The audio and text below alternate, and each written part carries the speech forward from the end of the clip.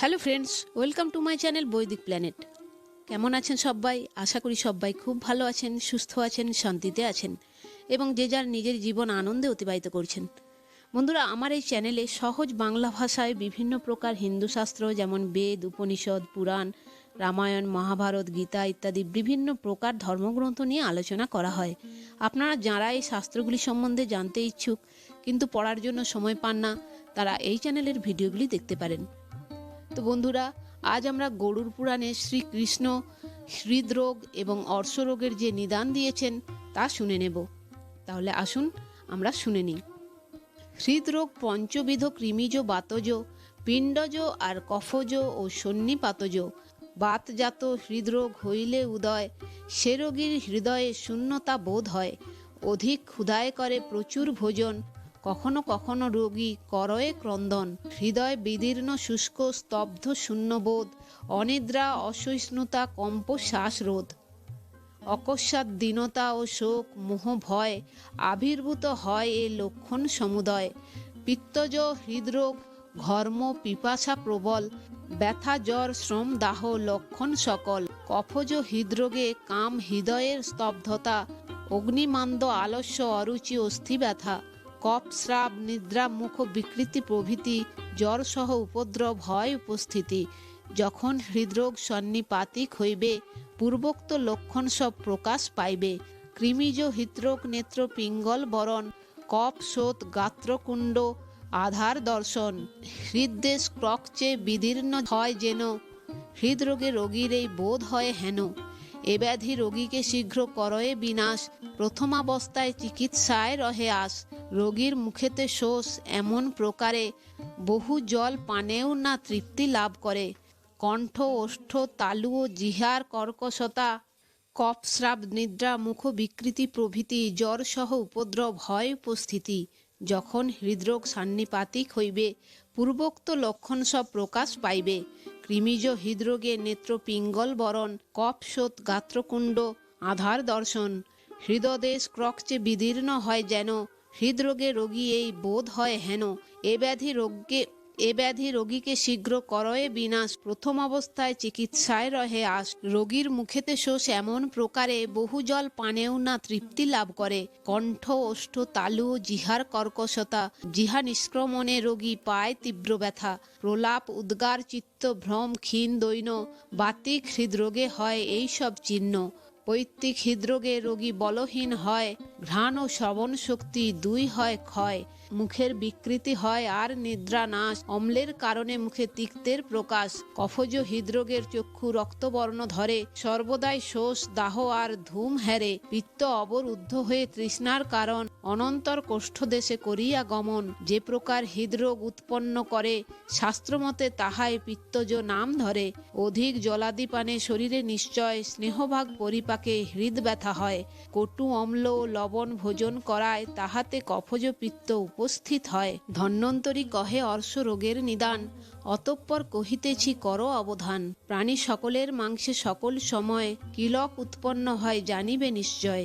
যে কিলক গুহ্যদ্বারে গতিরোধ করে, তাহাতেই অর্শ নামে অভিহিত করে। ত্বকাদি দূষিত করে দোষ সমুদয়, নানাকৃত মাংসাঙ্কুর করয়ে উদয়। এই মাংসাঙ্কুর অর্শ নামে পরিচিত, নিদানজ্ঞ জ্ঞানীগণ দ্বারা অভিহিত।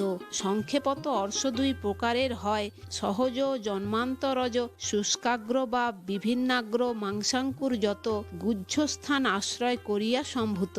সার্ধ পঞ্চাঙ্কুল গুহ্যস্থানের বিস্তার, সার্ধ তিনাঙ্গুল অর্শ সৃষ্টে মাঝে তার। মাংসাঙ্কুরে রহে যত রক্তবাহী শিরা, রক্ত প্রবাহিত হয় তাহাদের দ্বারা। ইহা আভ্যন্তরিক নামেতে অর্শ হয়, অতঃপর শুনো বাহ্য অর্শ পরিচয়। গুহ্যাবরণের একাঙ্গুলের মাঝারে বাহ্য অর্শে অঙ্কুর জনম লাভ করে। অন্য প্রকারের অর্শ রোগেতে আবার সার্ধাঙ্গুল স্থানে হয় অঙ্কুর বিস্তার। ইহার বাহির দিকে রোম উৎপাদিত, অতঃপর শুনো রোগ উৎপত্তির কারণ। ইহার বাহির দিকে রোম উৎপাদন, অতঃপর শোনো রোগ উৎপত্তির কারণ। বাল্যকালে উপতাপ ভোগে অতিশয় সহত্থু নামক অর্শ সমুৎপন্ন হয়। কখনো কখনো মাতা পিতার দোষেতে অর্শরোগ বীজ জন্মে পুত্র ও কন্যাতে। দেবতার প্রতি কোপ কদন্য আহারে অর্শরোগ জন্মে সান্নিপাত নাম ধরে। যেই সব অর্শরোগ কুলক্রমাগত অসাধ্য রূপেতে তাহা জানিবে সতত। সাহুত্য নামক অর্শ হয় সুদর্শন, অতি রুক্ষ অন্তর্মুখী ও পাণ্ডুবরণ। অর্শরোগে বহুবিধ উপদ্রব হয়, 6 প্রকারের তাহার নাম পরিচয়। বাতিক, বাতশ্লৈষ্মিক ও পৈত্যশ্লৈষ্মিক। বাতপিত্ত যের অর্শে বলি শুষ্ক হয়, পিত্তার্শের বলি আর্দ্র জানিবে নিশ্চয়। অর্শরোগের দোষ প্রকোপের যে কারণ, সংক্ষেপে পূর্বেই তাহা করেছি বর্ণন। ইহা ভিন্ন অত্যাধিক ইন্দ্রিয় তর্পণে, অগ্নিমান্দ মলরোধে, ব্যাধির সৃজনে, অতিপান, অল্পপান, অসময়ে পান, বিষম কঠিন রুক্ষ দ্রব্যের ভক্ষণ, নেত্র ওষ্ঠাদিতে দৃঢ় রূপেতে মর্দন, এসব কারণে অর্শ রোগের সৃজন। বেগে মল নিঃসারণ ও বেগ ধারণ, নিরন্তর ঘটকাদি জানেতে গমন, বিষয় বস্তুর যদি আকর্ষণ রয়, তাহাতে অর্শরোগ সমুৎপন্ন হয়। অনিয়মে অর্শব্যাধি না হয় নিবৃত্ত, অধমার্গ রোধে বায়ু হয় বিক্ষোভিত।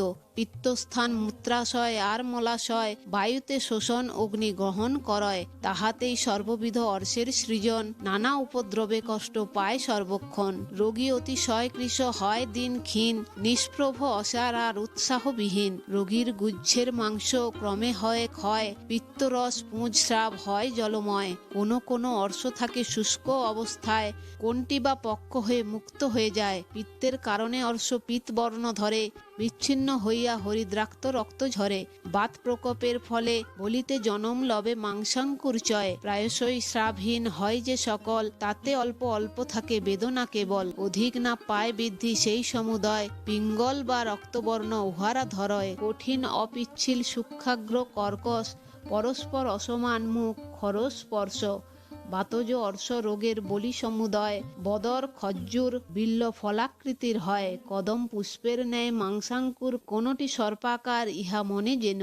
হে সুশ্রুত অর্শরোগে যেজন পীড়িত, বেদনা কুণ্ঠন আর শব্দের সহিত। পিচ্ছিল পাষাণবৎ কঠিন গ্রন্থিল, বিবদ্ধ অল্প অল্প ত্যাগ করে মল। রোগীর বদন চর্ম নখ চক্ষুদয় আর মল মূত্রাদির কৃষ্ণবর্ণ হয়। যেখানে রোগীর পিত্ত হইয়া কুপিত ভয়ঙ্কর অর্শব্যাধি করে উৎপাদিত, তার গুহ্যে বলিস্থিত মাংসাঙ্কুর চয়, নীল রক্ত পিত কৃষ্ণ আভাযুক্ত হয়।